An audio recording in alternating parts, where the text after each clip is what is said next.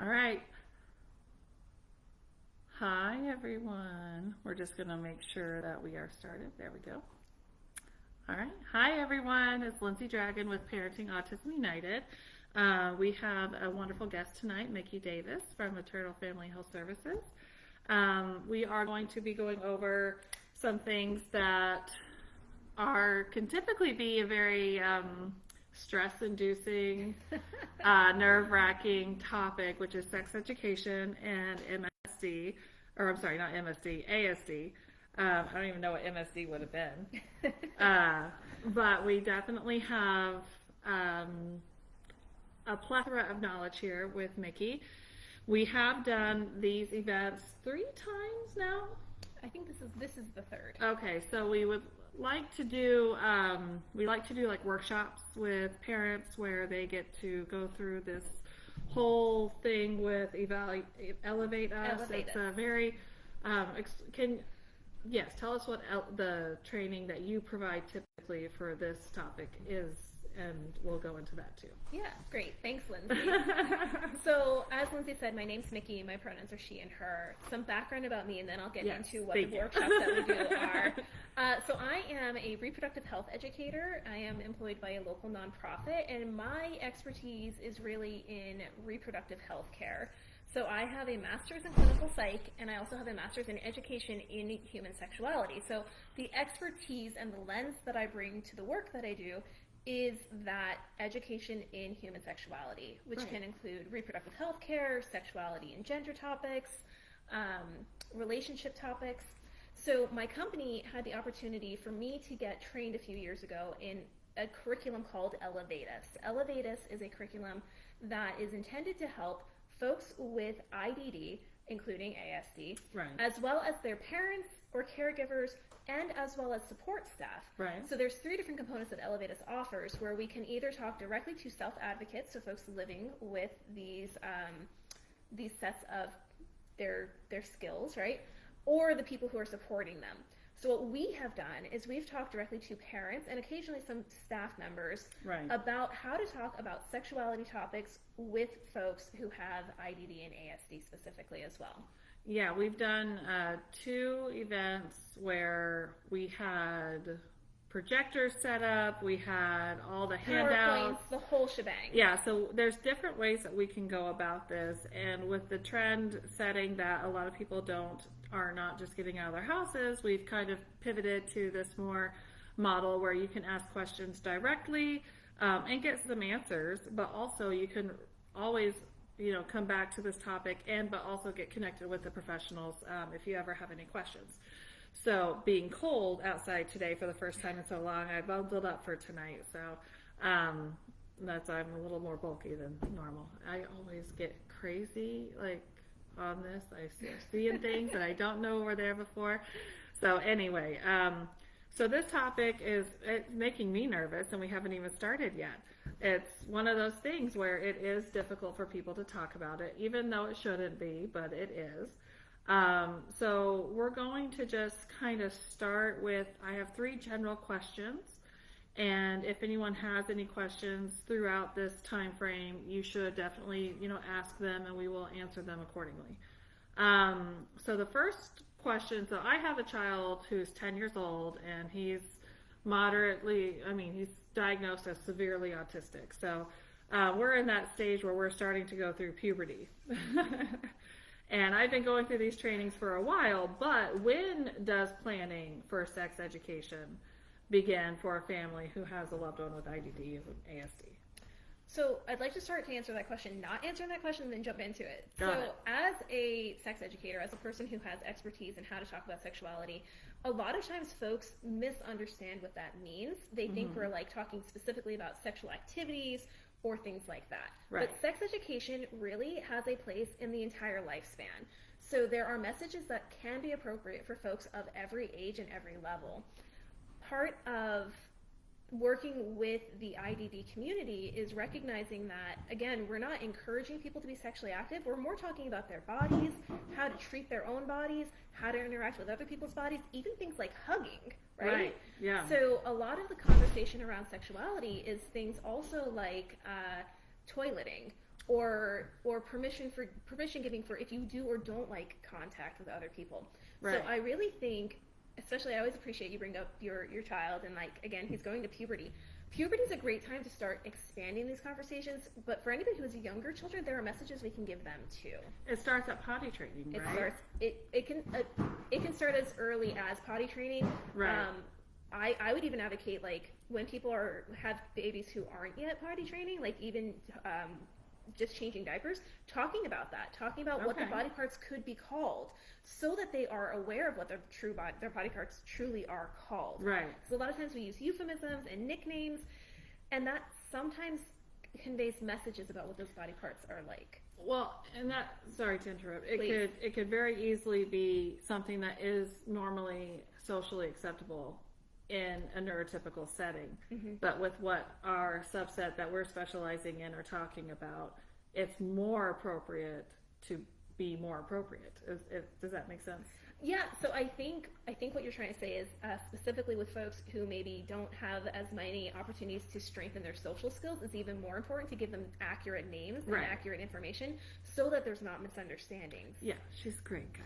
She's great at understanding all of it. So again, the idea here is recognizing, when we're talking about folks with ASD, they have different social worlds, and a lot of times they're pulled away from their peers, which means we're doing a disservice to them because they don't have as much socialization sometimes as their neurotypical counterparts. Right. But neurodivergent students and young people, they need all the same supports. Right. Sometimes they need more supports, right? And so as a sex educator, like, especially for somebody going through puberty, if they don't even know what their body parts are called, how do they come and tell their parent when their body parts are acting weird?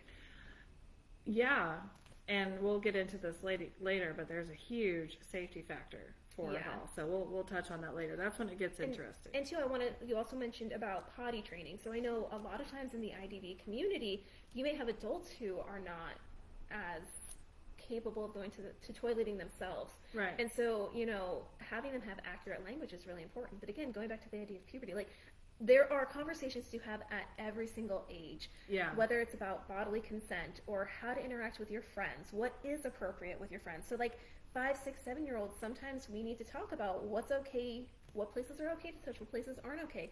What do you do if somebody touches you and you don't know if it's okay? There's so many conversations to have. Well, and with autism, just like with any kid or adult ever, each person is different, and each person really gives off a different connection.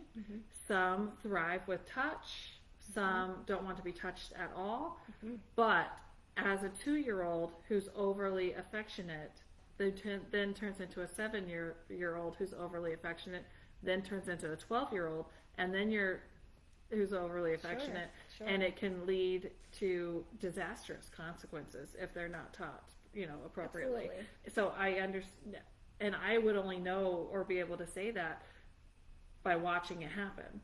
So I don't talk about anything that I haven't personally experienced or have been kind of, somebody close to me has also experienced it. So that's my take to bring to things. So, so Bill, I'm just reading your comment here. Thank you for commenting, by the way. Yes. We do things very differently in the American society overall. That's not going to change. And then we have, so we're just reading. We teach fear, Oh, sorry. Yeah. I'm just reading your message too. Let me get in here and really read it. Yes.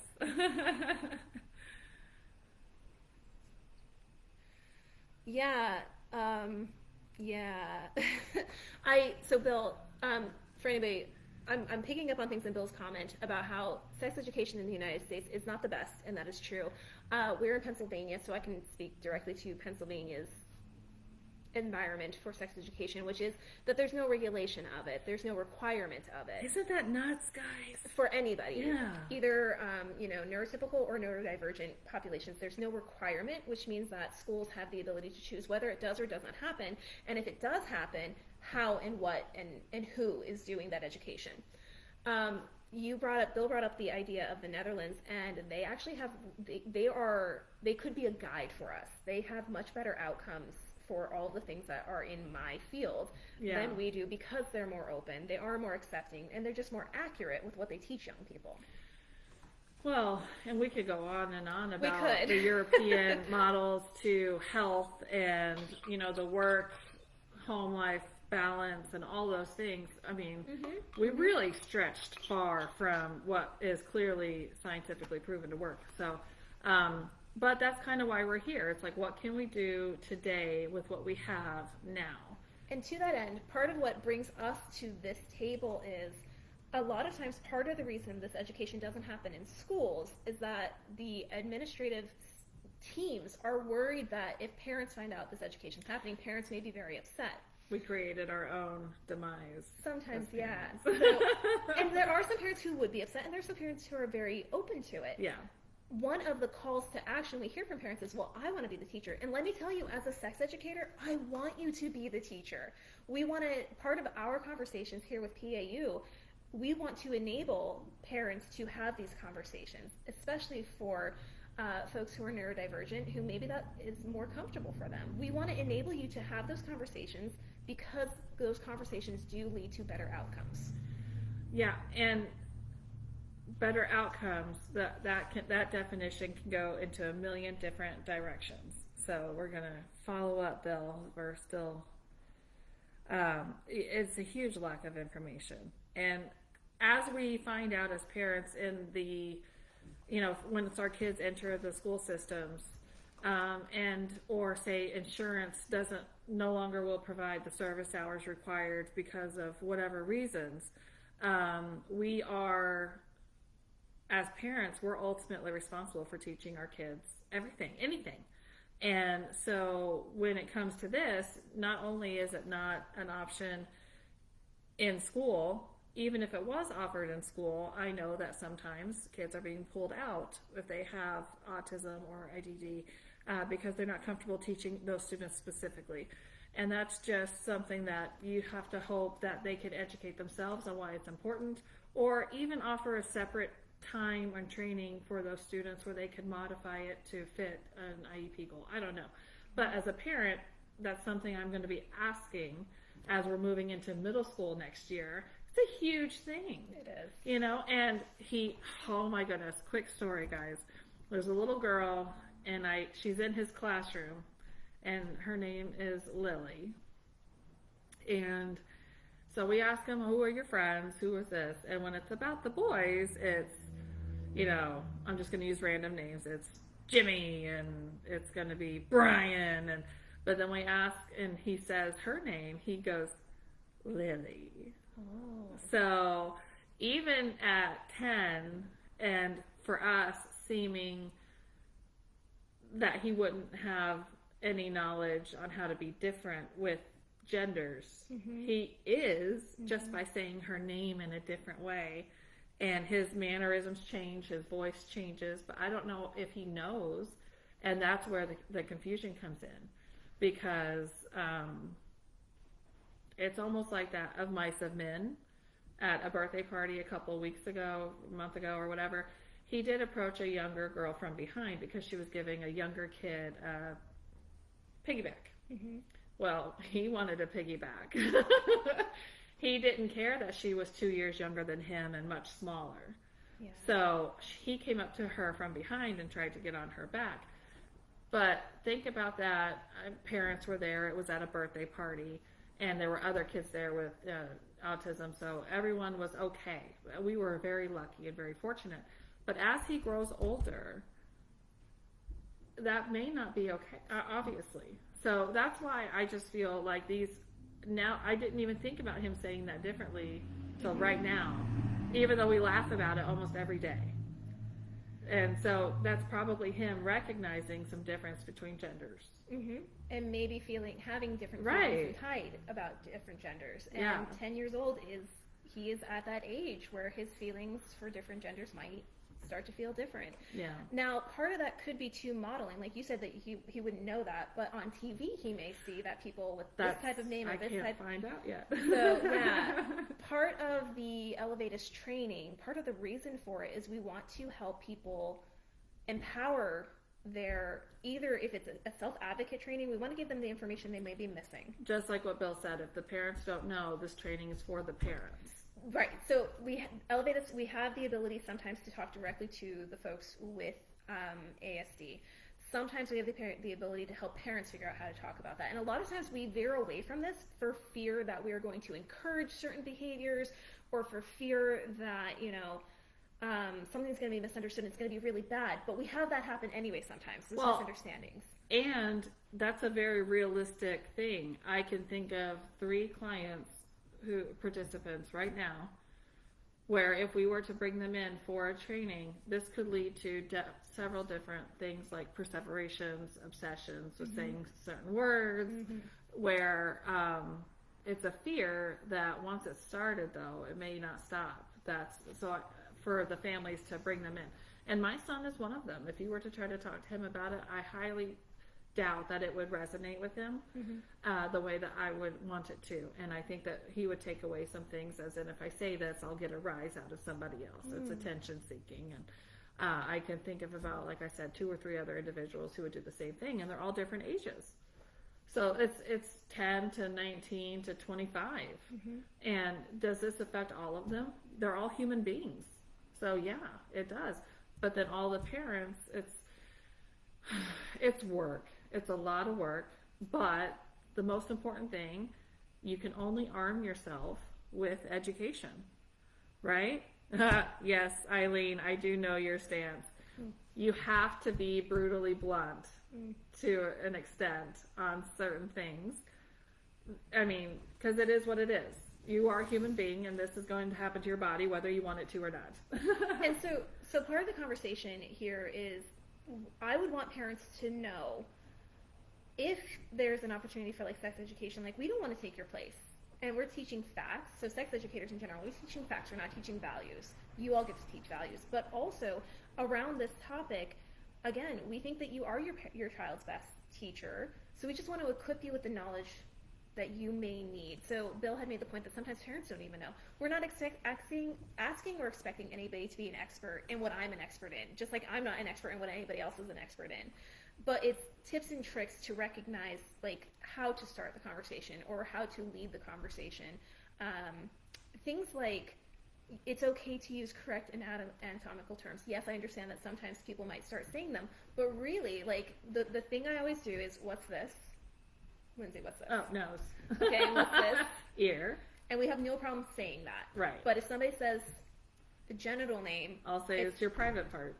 And that's, like, we can say private parts. But I think what we should be doing is unpacking why they're private parts. So part of the point of educating folks with ASD about sexuality topics is to help make sure that they are not ever in a situation that's uncomfortable for them, and that they're not putting other people in uncomfortable positions. So there's a conversation about consent. There can be a conversation about different types of relationships. For instance, in the training that we offer directly to self-advocates, there's a whole session on different types of relationships and what kinds of behaviors are okay in them. Is it okay to hug a fireman? Well, if he just pulled you out of a burning building, yes, but if you just saw him on the street, maybe no. Right. There are levels. So part of the point is really helping equip people with the knowledge that they may be missing. So we've tried to set up almost like seasonally, in the beginning of the year and the end of the year. We try to meet with Mickey, and we try to offer it for anyone, because this, along with it, goes along with any safety and medical, I feel, expenses. And expenses could be your time, your dedication, your expensing for yourself, your bodies. So for your family, and this could be lifelong information that can change the course, I think, of somebody's trajectory in just being comfortable with their bodies.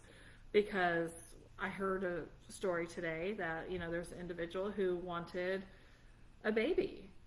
He's a high-functioning individual, is how it was presented to myself. And he's like, let's go on Amazon and buy a baby. Well, no one had ever talked to him about sex education. So he had no idea how babies were made, nothing, and he's a grown man, and he wanted to go buy a baby on Amazon. And frankly, what do you do in that situation? No matter who you are, Yeah. as a parent or who was not with them at the time, it was a professional who was like, "Oh dear Lord, what do I say here?" And these are conversations that should have been had throughout the span. Sure. And also, though, as an adult, I mean, you need to know if you could produce a child.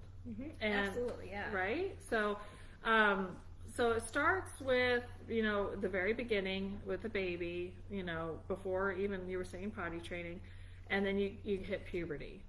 And then, so outside, I think that's kind of where we veered off a little bit. We did. So once you start approaching puberty and you have these conversations, like you said, there's conversations to be had at every level, every age. I think more severely affected individuals who have high support needs, they're going to have workers with them. They're going to have support staff with them almost all the time. So that ends up going to a safety route, I feel, more so with, sexual abuse and, identifying X, Y, and Z. But then the other aspect of it, avenue, is your lower support needs individuals who may just not understand at all what's going on with their body, but they're in control of themselves. So, safety risks are a huge concern. So let's dive down both avenues just real quick. Like, as far as, the individuals who have high support needs, who will always have somebody with them, how important is it, when you're having these conversations, what does that look like? So part of the point of enabling self-advocates as well as parents and caregivers, support staff, part of the point of having these 3 levels of training on how to talk about sexuality topics is so that if somebody is in a situation where they have been maybe touched inappropriately or had something inappropriate said to them, a person who is receiving the support, letting them know it's not their fault, they can talk to somebody, letting them know it wasn't okay. Right. But there's also something to be said for sometimes folks will inadvertently maybe assault their staff folks because they have some kind of want or need they don't know how to fill. So the idea here is empowering people just to know about these things and know where boundaries are. Boundaries is really the conversation a lot of the time. I can see that now. Without talking about boundaries, like you brought up the idea of somebody who's overly affectionate. And a lot of times a mistake we inadvertently make, and like people do it out in society a lot, right? So somebody who is overly affectionate, maybe an adult, and will walk up and just hug a stranger. Yeah. A lot of times the stranger will say, oh, it's like once they realize that person maybe has different levels, that person might go, oh, it's okay, I don't mind. But some people might mind a whole lot. Yeah. And so part of the idea here is by just avoiding this topic, we're doing everybody a disservice. Right. So I feel like that's one avenue. What was the other avenue? Well, it is super important for anyone ever to ask. Consent. Can I hug you? Yeah. Or are you a hugger? And you will find out real quick. The people who are will be like, bring it in, I think you and I did that the first time. Yes. And then the other person will say, very politely, normally, because you asked, they're very grateful and thankful that you did ask. They will say, thank you, I'm okay. Yeah. And sometimes I'm just like, okay, I'm just going to give me a minute. I'm going to hug myself here. Yeah. Because if you haven't guessed by now, I am a hugger. So the other avenue was for individuals who don't have high support needs. Sure. And may not just understand how to approach the topic to even talk about it. And the parents or caregivers may not know how to give that talk, or may just, obviously it's, they just avoid it. So something that I've been thinking about, I don't know if I'm going to answer that exactly, but the example you gave of like the adult who said, I want a baby, let's go buy a baby. I have had other situations brought to me because I'm a sex educator. An example was a young person living in a residential treatment facility who wanted to have a pregnancy and was dead set they were going to have a pregnancy. And so they said to me, the educator, like, can you talk them out of it? And I'm like, I can't tell anybody what to do with their body. That's not. But what I did talk about with that young person was like, what does that look like? Do you thoroughly understand all the different levels of what having a pregnancy, that person could become pregnant, all the different levels of what having a pregnancy entails, and then the caregiving aspects. And a lot of times we worry, oh, you know, people with ASD or IDD, they can't become parents. They can physically, Yeah. and a lot of times they have emotional maturity that they could, given the right guidance. So a lot of times we inadvertently take things away from folks, especially the folks who don't have as high support needs. We just take it away for fear that it's going to go wrong, but that's disempowering. Right. So the idea here is let folks know what things look like. And across the board, with all sex education, we actually find when we educate people about sexuality topics, they have less sexual activity. They have delayed start of sexual activity. So a lot of times the argument against any sex education, as well as sex education for the ASD population, is, oh no, if we tell them about it, they're going to go do it. Right. They're going to be hypersexual. And some people might. Yeah. But the majority of folks, it actually gives them time to decide when and how they want to do those things, if they ever want to do those things. Right. Unfortunately, we do come across individuals who are with the low support needs, who have mentioned directly to us, that's not in the cards, that's never going to happen to me, for me, or, you know, how important is it as a human being to know more? Because I can guarantee you that participant has not gone through the education part of it. I can't guarantee it. It's highly speculated. So when that conversation was happening, I was almost like just in the vicinity, and I didn't know how to handle it. And I still would like to approach it at a later date, but I knew we were meeting, so that was fine. But individuals, no matter, I still think, you know, having the information to make that choice is what is the most important thing to get to them. And for somebody who's just like, nope, I don't want to hear about it, I don't want to talk about it, but they're human beings, like it's part of your anatomy, right? And I feel so sad that, you know, some of the joys that come with being a human being are just might never be experienced for a lot of these individuals. So there's no question there. I just don't know how to. It's come up at this space here, and that is something that, you know, I would refer them to you. Maybe is that something, or maybe say down the line. And this is where meeting with Mickey, you know, we can do where we talk to the self-advocates, and we could have people sign up for that, and we could have a self-advocate night for sex education with the parents, with them or not with them, whatever they decide. And that would be, you know, some individuals are very clear on their stance, which is a no or a yes. But I have other friends whose kids are, you know, adults, and they want girlfriends. But we don't know how to help them understand that. Or do they understand it? That's a great point, especially like you brought up through. So we talked a little bit about babies and little kids up to puberty. Once people are in puberty, let's say we've got a good handle on what's going on internal or externally, what's going on with the body. We understand it. We know what's going on. We're feeling okay. Puberty brings a lot of feelings too. A lot of. Yeah. Right? And here's the thing. You brought up, like, as a human being, right? There's beautiful things about being a human being. And a lot of times we try to deny folks who have disabilities just because they have disabilities. So who am I to say, no, you can never have a boyfriend or a girlfriend? Right. And sometimes that's what happens. No, you can't do that just because of who you are. And that's unfair, right? Yeah, very. What we need to do is say, okay, well, here's what happens when people are boyfriends and girlfriends. Sometimes that comes with some types of intimacy. So I think we often do a disservice because we just go, oh, no, that's not for my child. Or, oh, no, that's not for that child.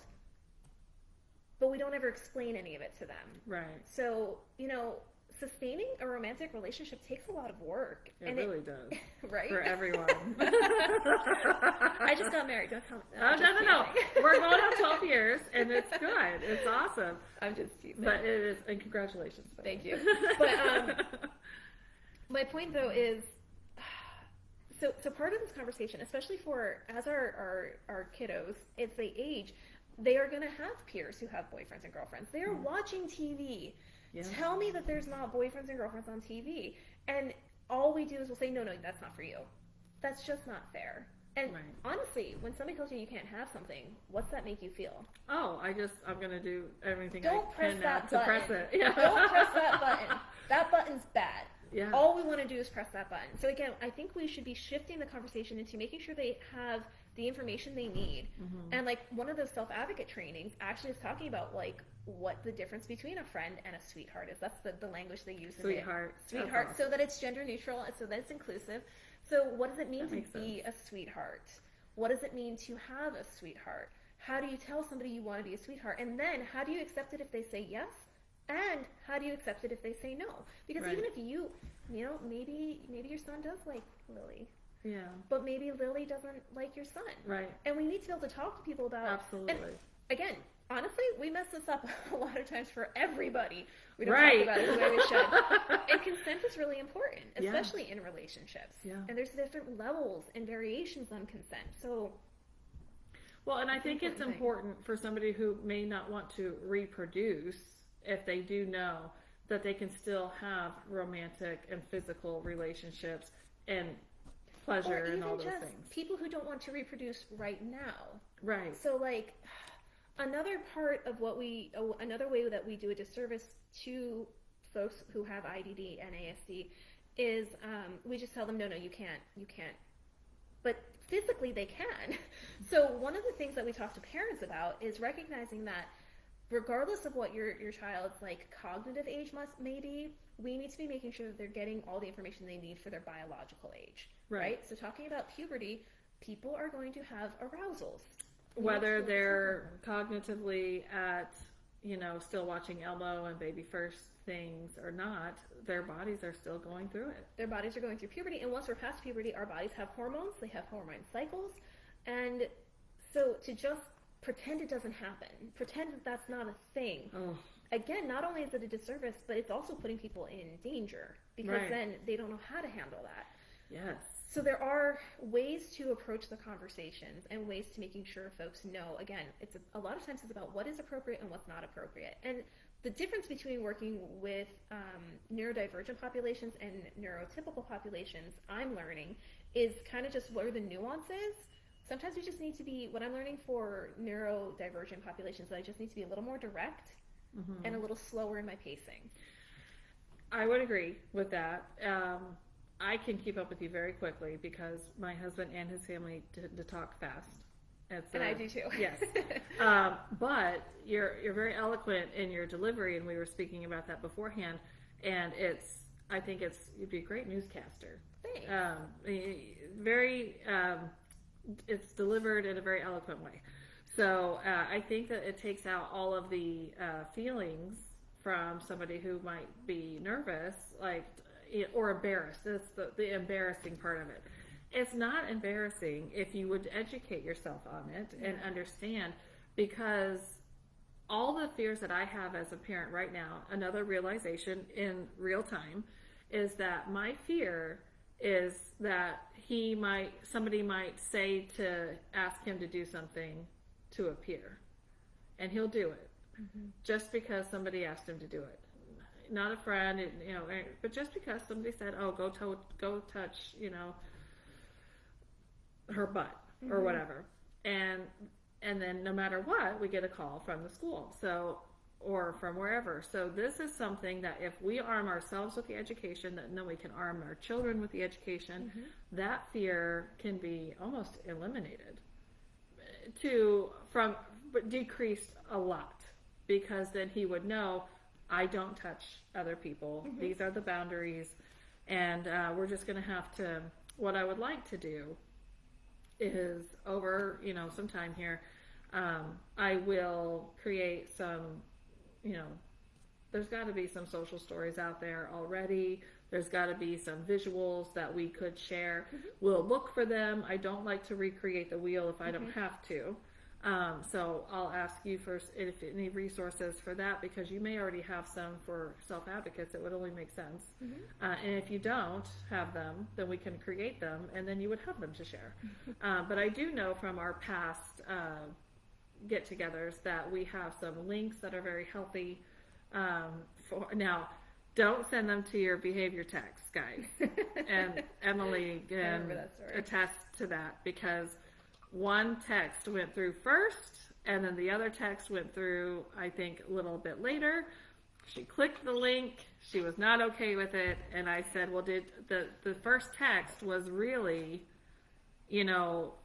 don't look at this until you're ready, but this is a link for you to have for your future, like clients or whatever.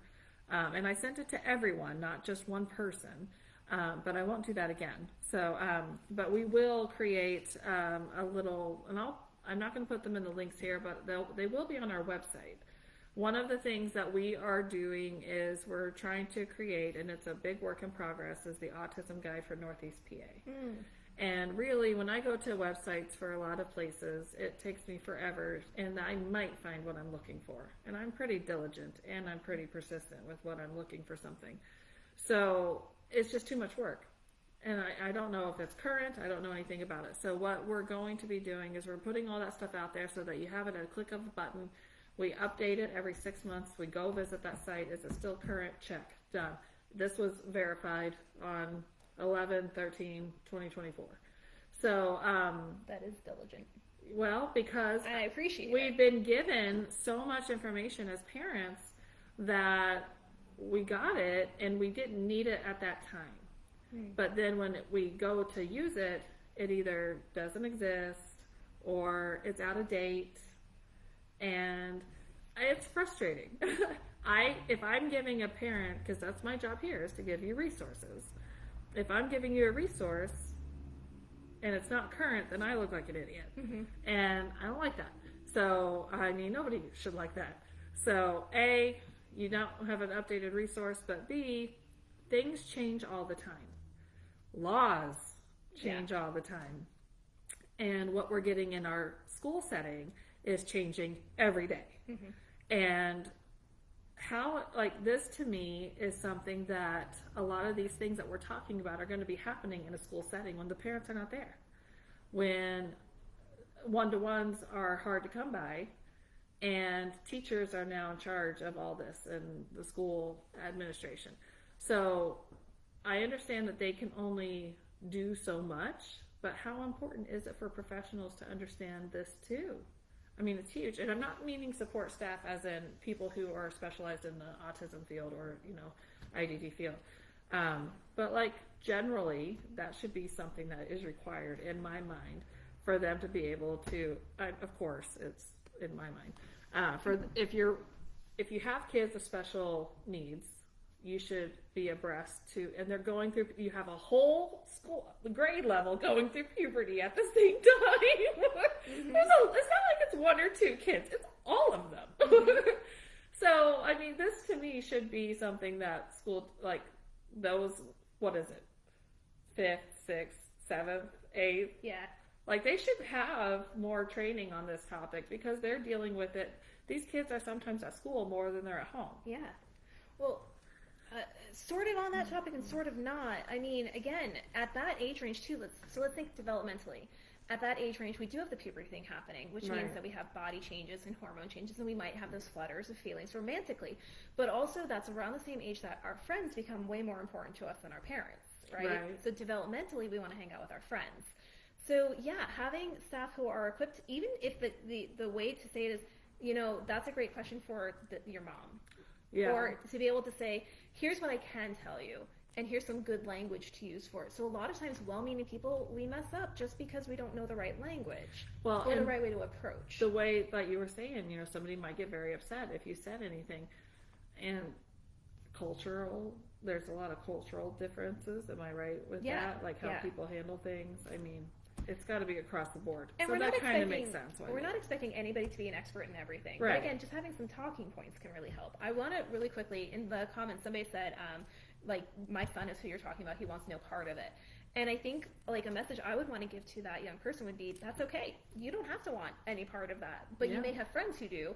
And so, or you may have people who are attracted to you. So again, part of the conversation is just really how to respect other people's boundaries as well as your own, right? So, like, if your son likes Lily, but Lily doesn't like your son, how she can let him down gently, or Right. vice versa.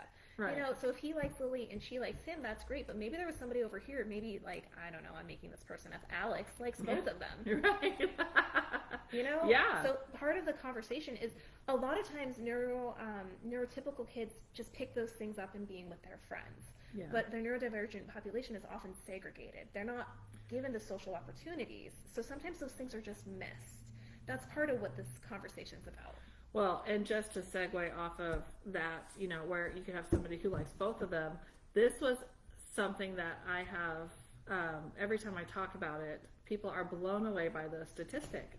I know where you're going. So tell us what it is. I don't know the statistic, but I think what Lindsay's trying to get into is we are seeing a correlation where folks in the ASD community do tend to also be in the LGBTQ community at a higher prevalence than their neurotypical peers. Right. Now, part of that, I will say, because I recently did an LGBTQ youth presentation, part of that is just each generation is more and more rainbow.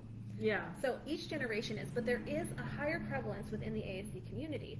And so part of this conversation too, I specifically chose the name Alex because it doesn't give a gender.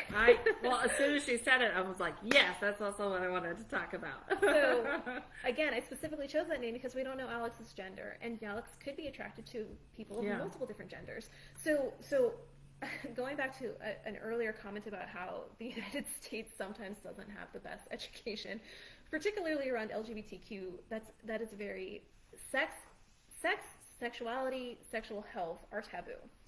Sexuality and gender are uber taboo. Put them all together and whoa, what are you talking about? Right. Like literally, the training I went to learn how to talk about sexuality topics to this whole population, be it the self-advocates or their caregivers or their staff people, is called, wait, you want me to talk about what? Like that's the title of the training. So again, there's all these layers and nuance, but what is the statistic that you know of the prevalence? It was just over 50% who are able to identify as LGBTQ. Yeah. So that's a big number. That's a huge number. And part of, again, what I wanted to say to that person who said, that's my son, he wants no part of it, he may or may not use a term like asexual to describe himself someday. Right. Asexual meaning people who simply don't experience sexual attraction the way we typically think of. He may or may not use that someday. Right. But if he doesn't know that word exists, then he can't. Right. And I think it is possible because, again, sometimes the social interactions are just different in the ASD population, but I think somebody might have the moment, if they don't know the term asexual exists, that there are other people who are also not interested in sexual or romantic relationships. That would be aromantic, by the way. But if they don't know that population exists, but they're seeing all of their friends pair off, or they're seeing their friends long for romantic connections, they might have a moment of, is there something wrong with me? Right. Is there something should I be wanting that? And so part of what I said I would love to say to that young person would just be, it's okay to not.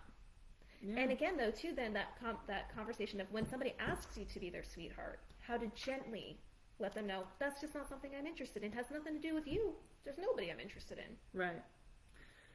Yeah, and I see a lot of that around, like, it just doesn't exist. So they haven't had to have these conversations because it just hasn't really come up in their mind, even though clearly...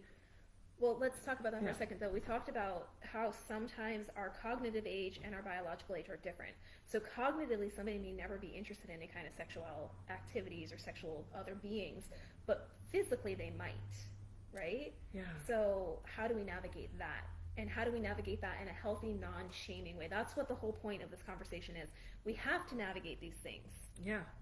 We want to do it in a way that's not shutting a person down. We want to do it in a way that's not making them feel wrong or like they did something bad, especially if it's like self-activity. The only time that's bad is if it's in public, right? So there's a conversation between private and public. Well, and being very specific, you know. Yeah, I was being a little nuanced there. Yeah, being specific with bathroom or bedroom. Yeah. You got to be specific. Bathroom at the house. Bedroom at the house, not somebody else's bedroom, and then also not in the school bathroom. Absolutely. When I'm in schools, I will sometimes joke about how She's watching, so that's why I had to do that. I will make the joke that every educator I know has a conversation about kids having sex in school. So I will say directly to young people, I'm not telling you what to do with your body. I'm not telling you not to have sex. I'm not telling you to have sex. I am telling you don't have sex in school. Yeah. And the next step of that is nowhere in your sex should be done in private, whether it's with yourself or a partner. Right. Should be in private. Nowhere in your school is private enough. Another level of this is really defining what private means, like you said, bathroom at home. Right. Bedroom, your own bedroom. Mm-hmm. Even things like backyards. Are they private? Are they not? Right? For certain activities, maybe.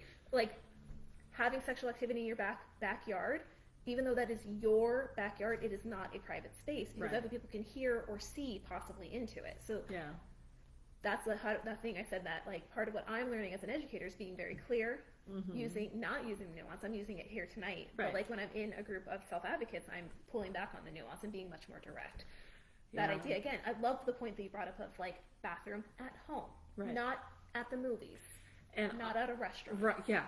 And I only get information from other parents normally, that the information that hits home. Mm-hmm. And that's where some of the things in the presentations that you've given, I was like, not just hit, I was like floored. Mm-hmm. Yeah, I was like, wow, like, and it's just things that I didn't experience in my own sex education growing up. And of course, obviously, I majored in art, so that didn't come across professionally. And now that, you know, he's at that age where I have to really start looking at it. And I say that because it's going to happen, right? It's going to happen. And I know that a lot of individuals think that it does only happen to males, but I have parents whose daughter is the same age or in the same area, and they experienced a lot of self-stimulation activity years ago. Mm-hmm. And she's starting probably the same time Jackson is with her puberty and all things like that. But I mean, it's not just men. No. It's females too. Well, and again, so part of that is males. Why Yeah. That's part of that is why So part of that is why the conversation about, like, we can say private parts, but we should also talk about what makes them private parts. So if you have a young person who's self-stimulating, and I'm just going to use the word, if masturbation is a thing, sorry for anybody who wasn't expecting that, but we're talking about sex. The thing is, like, you don't want to just shut somebody down and be like, no, you can't do that, because that could really cause them some trauma. Yeah. We want to direct that behavior, right? So again, that needs to happen in private. Here are private places that is okay to have happen. Mm-hmm. And again, it's not just young people who identify or were assigned male at birth. It's everybody. And think about why. So let's regress back again to childhood, right? How many people can remember if they ever had children who they changed their diapers, whether their own children or people they babysat or family members? When you take the baby's diaper off, where does their hand go? Right there. Right there. And why? Why does that happen? It's a densely packed part of the body. Lots of nerve endings, lots of sensations that we usually keep all kinds of closed up because it's so when the air hits it. When the air hits it, right? But then think about, too, those people who have higher support needs, right? Part of the times, well, why does stimulation happen? It feels good, or it's serving some need. So a lot of times we clamp down and we crack down. Oh, no, that's bad. What we want to do is back up and say, what's causing this behavior? Mm-hmm. Is this behavior just because it feels good? Is this behavior because they are anxious in some way and they're trying to soothe that? Is this behavior because of some kind of medical problem? Right. You got to rule out medical first. So part of the Elevatus training, too, is talking about what is the cause of the behavior so that we can more appropriately respond to the behavior, and again, directing it. The only time we want to really shut down something is if it's causing the person harm, right? And that can happen because, again, so often sex and body parts are taboo. So I have heard numerous stories about people masturbating with things that are not okay for bodily parts. Right. So again, we want to direct it. So if that is a thing, okay, that, don't use something that's not made for that. Let's maybe see if we could help that person find something that's made for that. Or even if they, at some point, if I can totally imagine a young person becoming an adult, and when they were a young person being told, no, you cannot ever touch your genitals because that's bad. and then they grow up and they want to stimulate their genitals using something that could harm them. Yeah. So again, directing the conversation, not overreacting, and trying to figure out what's the root cause. Sometimes those things can be really important. And with that, I'm going to go into the darker side of things, that the sad part of things is that, you know, our population of any person with special needs is vulnerable. And with that comes victimization and traumas with sexual abuse. Mm-hmm. So the importance of doing this is, even for somebody who may be asexual, is that somebody could do something to them and harm them. And again, with the laws changing, I mean, there's a lot at stake here. Absolutely. And you have to do this.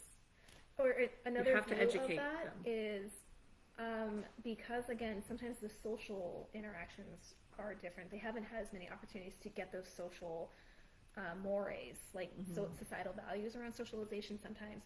A lot of times, people with IDD in general, they want to be liked, and they're looking for approval. Yeah. So if you have somebody who has the ability to say, well, if you touch me here, I'll like you, and they've never been told why it's called private parts, right? Or they've never been given education about, you should only do that with somebody you feel this way for.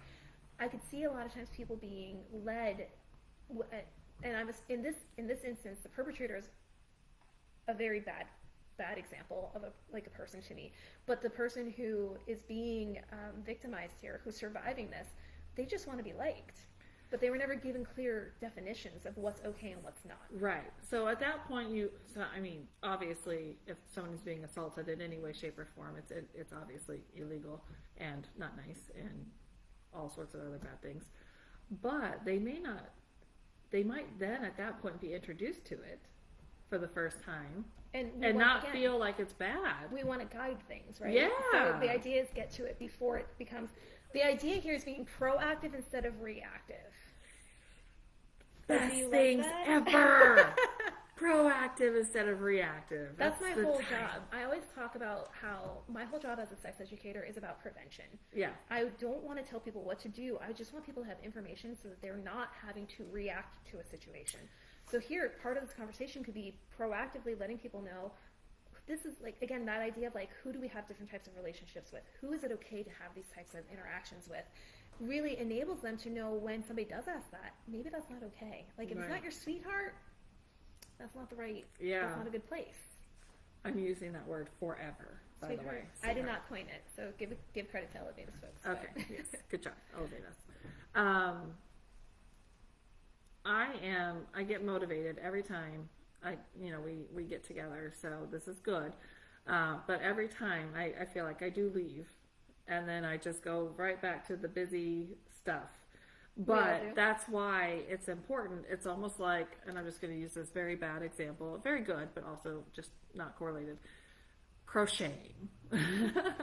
I've had a friend come up here, and she's been teaching a handful of us to crochet, and sometimes now I'm at the point where I can help other people, but the first 3 or 4 times, I did not get it. Mm-hmm. I did not get it at all. And now I'm helping the other people start at least the small stuff. Noelle, I'm not going to take full credit for that. Just the basic things, because her overall, teaching is, it's going to be okay. You can just do it again. But I feel like with this, hopefully it's going to be the same thing. Like, after I've done it for so long, and after we can continue to, work on things, it'll just become second nature. You know it. You have it. You're confident in saying it. And I think that that's part of what we should do with the parents, when we're targeting that subset, is giving them almost a chance to practice. Yeah.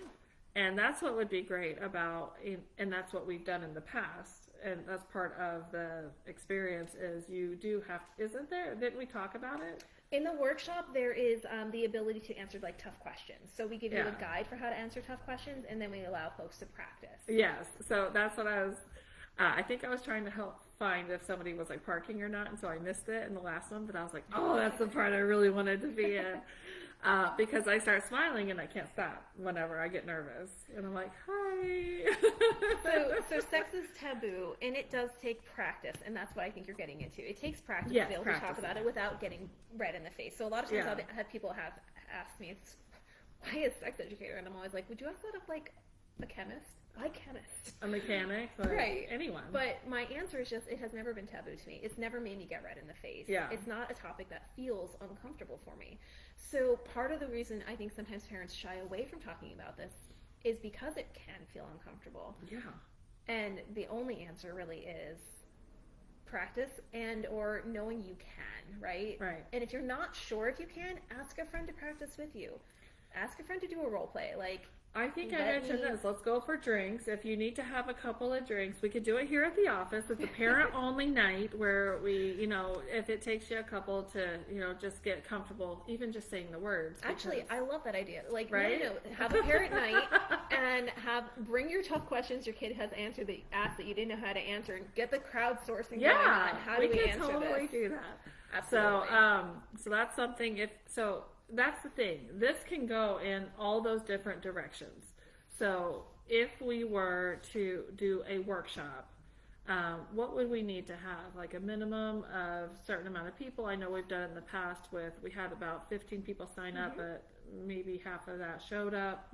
And then we've had a lot of grandparents as caregivers and people who were kind of thrown into the situation and really needed help, and we were able to target them on the last workshop that we did.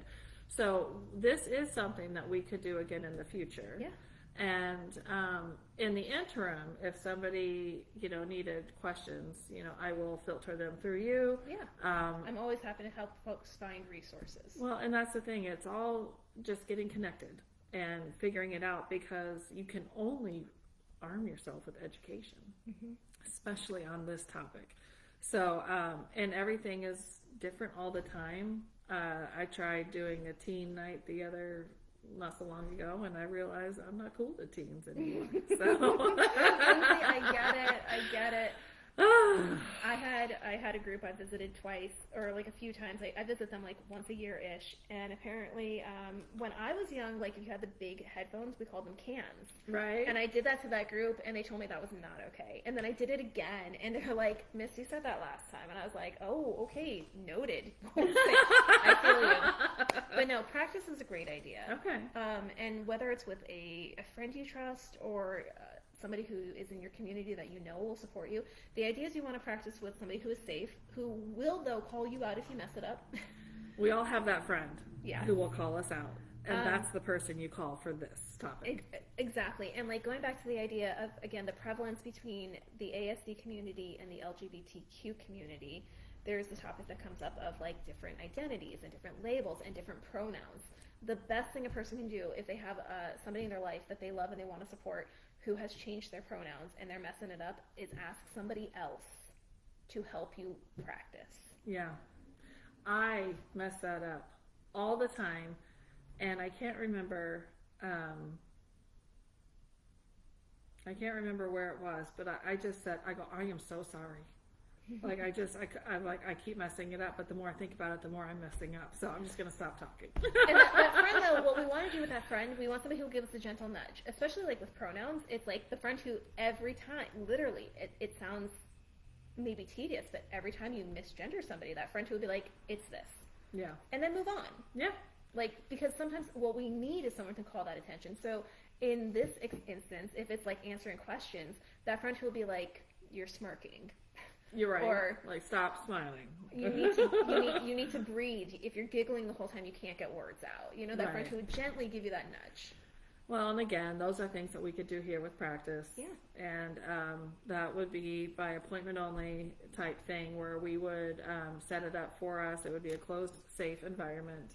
And if you weren't comfortable having those talks, I mean, we could potentially, like you were saying, do a workshop for self-advocates, but maybe for parents with their kids. I mean, I think there's definitely possibilities. Okay, so there's so I always think- a possibility. I think what Lindsay's getting at kind of is if you've been paying attention and you're interested in this, let us know what you're interested in, and we will together brainstorm how we can help navigate Yes. these things.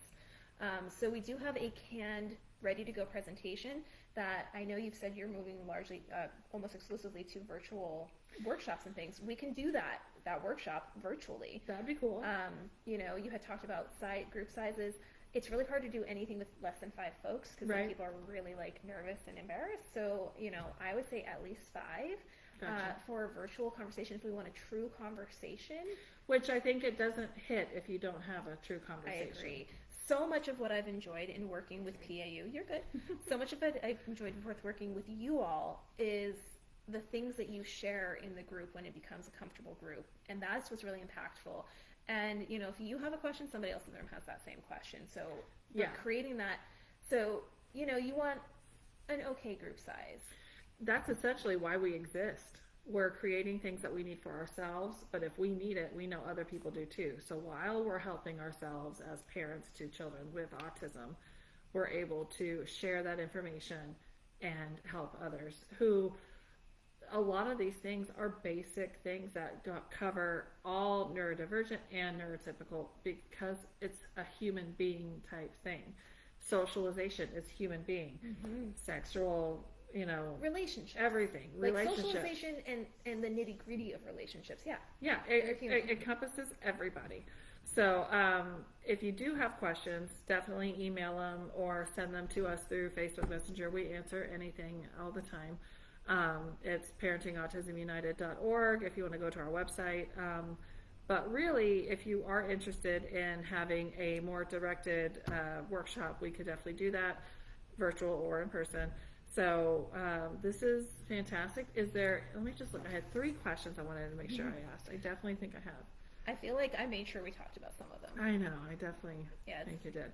I know it really is interesting for when people say, if you could boil it down to, I hate it when people do this, by the way. I absolutely hate it. They say, what is the 2-sentence elevator pitch? I can't Like, do that. I know, it's the worst.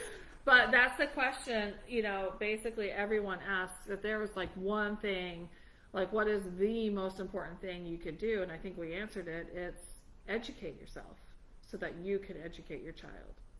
I think if you ask me specifically for like 2, maybe 3 sentences, it's that sexuality topics will come up because we're humans. Right. It's part of being human. And we need to be prepared for it And you can only be prepared by having education. There we go. We got it. All right, guys. Thank you so much. This is going to be saved as a video so you can share it with families, other professionals, and if you want to do something as a service provider so that your team is more prepared or anything. Thanks, Peggy. It is a very hard topic for anyone, anytime, anywhere, at least in the United States. I mean, there are pockets of the U.S. that have got some. I will say too, like Pennsylvania is not the best, but we're also not the worst. So I kind of feel that. I can live with that. as far as sex ed goes, I mean, in other states, I probably wouldn't have a job. So. Yeah. So we're always here for more questions, and we'll leave you with that. I was gonna say, I was even thinking, like, if you just have questions, we could even potentially set up another chat Yeah. like this, even if a Yeah. workshop doesn't come to fruition. Absolutely. And that's kind of, I'm sure I'll have more questions because we're going through it with our son. And so, but what's great about now kind of transitioning to more virtual based, thanks Margie, and that's the thing, all of our kids are, you know, clearly at different age or different spots in their life, and some are entering college. And that's a whole new world. That's a whole new world. I mean, and crazy, right? So, and as our kids grow, we'll have more questions. So, we'll always have it, and we are going to put this out there. And if anyone has any questions, I can start, you know, keeping them back, and then we'll have, you know, more of those questions to start with for the next time. Yeah. So, all right, guys. So, yes, we'll share the link. And then after that, we will figure out if we do something virtual again. All right? Lindsay, thank you so much for hosting you. me. Thank you for the enthusiasm for this program and for the work you do. Oh, on that note, the battery saver's on the computer. That is amazing timing. Isn't that great? No. I mean, I can't be here without you. So otherwise I'd be at home trying to figure this out. So we're here together, and it is one community where we're doing it together. So I appreciate you coming in, because I know everyone getting out is hard, but if we can say anything too, get out of the house. Get out, go do stuff. Fresh air. Fresh air. Very brisk fresh air today. Change of scenery sometimes can really help your brain, I think. I think so. I love it. All right. Thanks, guys. We'll see you next time.